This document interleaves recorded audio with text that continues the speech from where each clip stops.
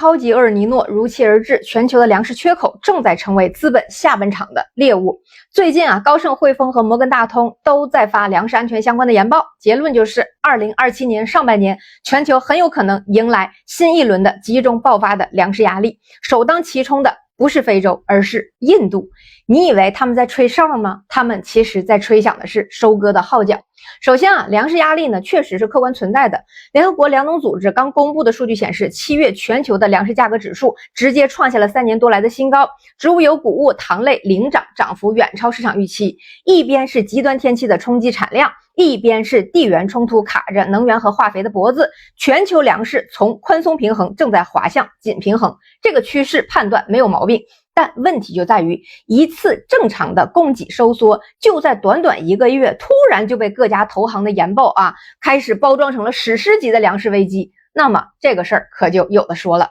摩根大通的报告他是这么说的，他说全球的这个食品通胀将从26年的上半年的 2.8% 加速攀升到27年上半年的 5%， 翻接近1倍。如果超级厄尔尼诺与中东的能源冲击叠加发力，食品的 CPI 还会额外再抬升 1.5个百分点，换算下来，终端粮食涨幅可能达到正常年份的2倍。摩根大通呢还用了5个 W 的框架进行了风险的这个拆解，然后呢进行了各个地方的能源安全的评估。它的这5个 W 分别是战争冲突、极端天气、仓储的短板、水资源的紧张和产后的浪费。5重压力它不是先后到来的，它会同时缩紧全球粮食供应的这个阀门。那你以为各大投行是在提示大家注意防范粮食风险或者说金融波动吗？恰恰相反，懂行的人看大投行们如此整齐划一的演这一出那可是太眼熟了。每次全球粮食但凡要出点风吹草动，永远是天灾还没有完全落地，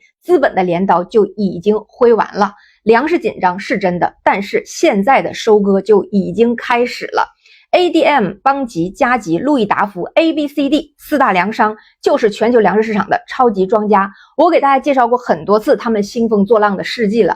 那么简直是神农氏的宿敌，丰收女神的克星，天启4骑士里面饥荒的分身，放在西游记里唐僧都不一定能拦着悟空饶他们一命的选手。这么说是不是能具体一点呢？这4家企业掌控着全球 80% 以上的粮食贸易量，从种子、化肥、种植仓储到海运、加工、销售，全产业链通吃，既是规则的制定者，也是价格的操盘手。他们做生意的核心逻辑从来不是靠一斤一斤的卖粮赚辛苦钱，而是靠造预期、做波动、赚差价。100多年来，这套玩法屡试不爽。这些利润背后全是人口密集国家的血泪，他们的3步标准动作，咱们现在看就知道接下来要上演的剧本了。第一步就是借题发挥，要么抓极端天气，要么抓地缘冲突，哪怕只是局部的减产、短期的扰动，也能通过他们的全球话语权放大成供给崩溃的叙事。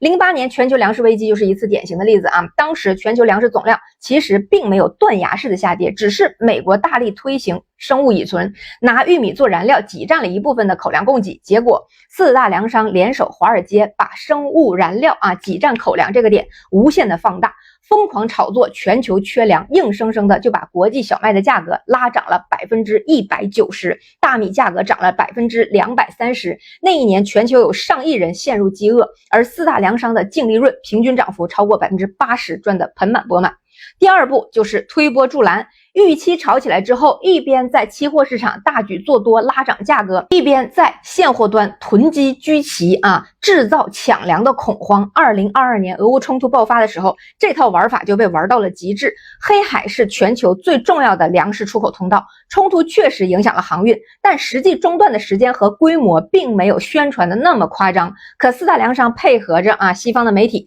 天天渲染黑海断航等于全球断粮，把小麦价格2个月拉涨了 60%。 那段时间一边是非洲国家买不起粮闹饥荒，一边是加急邦吉们的财报创下了历史新高，全年利润直接翻倍。这个就是资本收割的威力。那些人间惨剧在数字的跳跃中被抽象为合理的对价，那些挣扎的生命在金融的解构下，跟那些带着血腥味的收益仿佛毫无关系。那第3步就是高位套现，等价格炒到顶点恐慌拉满，中小贸易商和缺粮国开始高价抢粮的时候，他们在从容的出货，把纸面的利润落袋为安，等潮水退下去价格跌回原位，留下的是高位接盘的国家，通胀高企的民生，是我们一夜被毁的大豆产业，是几十万还不起种子贷款的印度农民的咨询短见，是上千万孟加拉人经年累月到现在都爬不出来的饥饿的大坑，还有一地鸡毛的市场秩序。